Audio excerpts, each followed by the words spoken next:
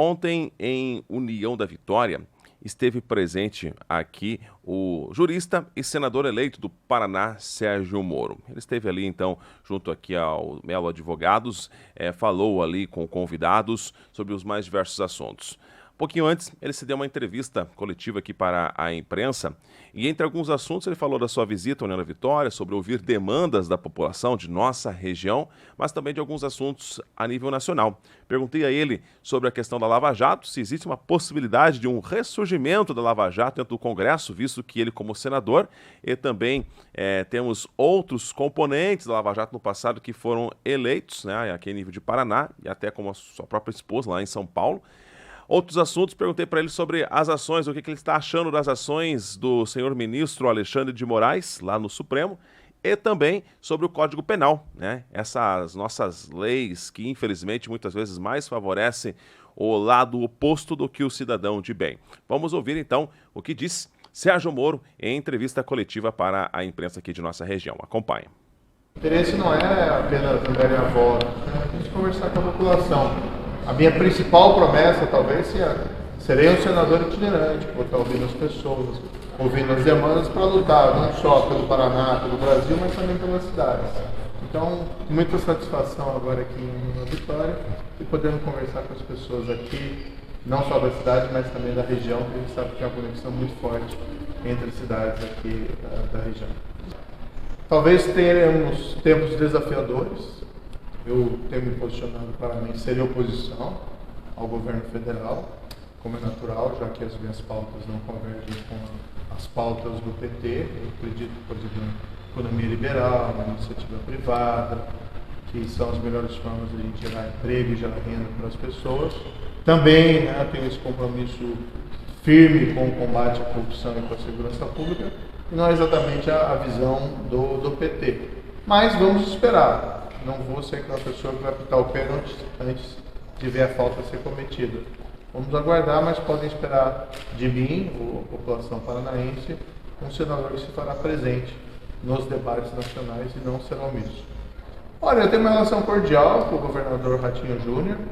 Não somos, União Brasil não é oposição ao governo. Claro que nós temos uma posição de independência com aquela liberdade de criticar aquilo que a gente entende que não é o melhor caminho, mas também de querer colaborar para construir um bom governo para os paranaenses. Senador, só aproveitando aqui, logo que você fala, né, a palavra Sérgio Moro, logo vem à mente a Lava Jato. Muito se fala com a sua eleição, juntamente com o Dr. Dallagnol, lá na Câmara dos Deputados, de um possível ressurgimento da Lava Jato dentro do Congresso Nacional. Como que você avalia essa situação, né, de questões que não ficaram bem resolvidas no passado? Olha, o que o passado recente nos ensina é que a luta contra a corrupção e pela integridade na política tem que ser permanente. A Lava Jato foi um momento que nós quebramos a impunidade e a tradição da impunidade da grande corrupção no país, roubava-se e não acontecia nada, e a gente viu pela primeira vez pessoas sendo processadas, julgadas e presas, e gente poderosa. Mas tivemos sim reveses nos últimos anos, isso é inegável. Isso apenas nos dá aquela vontade de retomar, levantar essa bandeira, essa luta. É por isso que eu estou no Senado, principalmente. É por isso que o Deltan colocou também a candidatura dele. É por isso que a minha esposa foi eleita também deputada federal por São Paulo. Então existe esse espaço. Nós temos que fazer essa luta, uma luta permanente, jamais desistir. Hoje as condições necessárias para se ter uma nova Lava Jato não existem.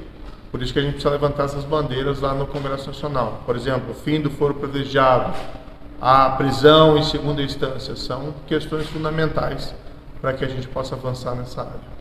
Senhora, qual é o seu posicionamento quanto às ações tomadas, principalmente pelo ministro Alexandre de Moraes, visto que parte das manifestações, o pessoal está na rua, não estão satisfeitos aí, né, a população com as decisões tomadas através do ministro. Qual é o seu posicionamento quanto ao que vem acontecendo a nível de Brasil?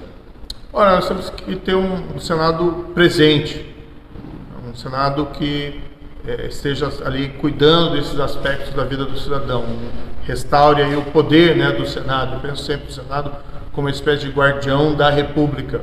Meu mandato começa em 2 de fevereiro, aí que a gente vai começar a se pronunciar mais nitidamente sobre essas questões. No entanto, eu sempre tenho defendido durante a campanha, que se faça uma reforma do Judiciário, conversando inclusive com o Supremo Tribunal Federal, com diálogo. A gente pode pensar, por exemplo, em algo como mandatos para novos ministros do Supremo Tribunal Federal. Não há necessidade de ser vitalício, pode ser, por exemplo, de 12 anos. Nós podemos discutir competências do Supremo Tribunal Federal.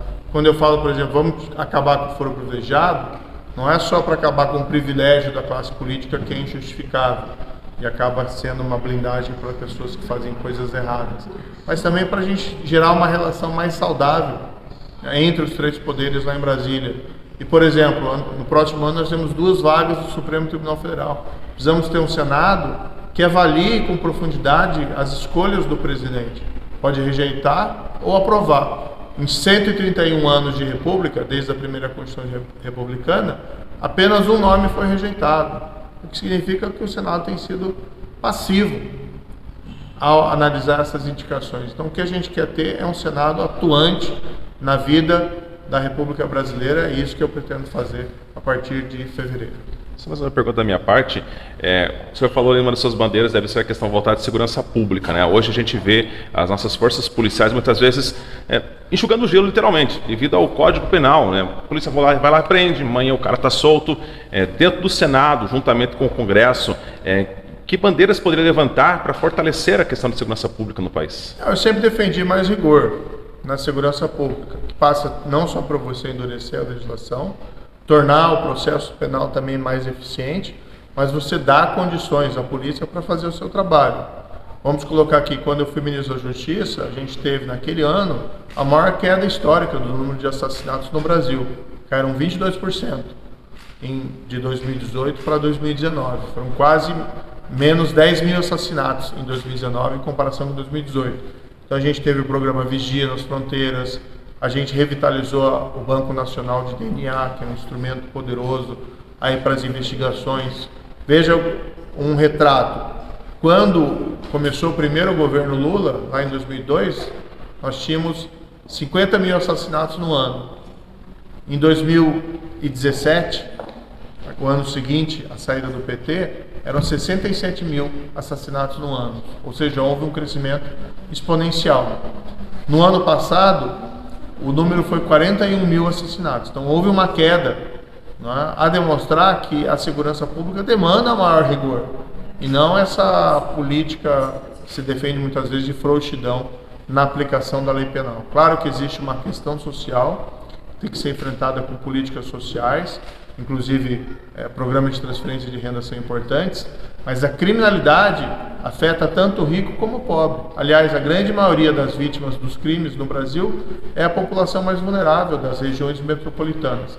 Então eu defendo sim o endurecimento da legislação penal e vou estar trabalhando para isso no Congresso Nacional.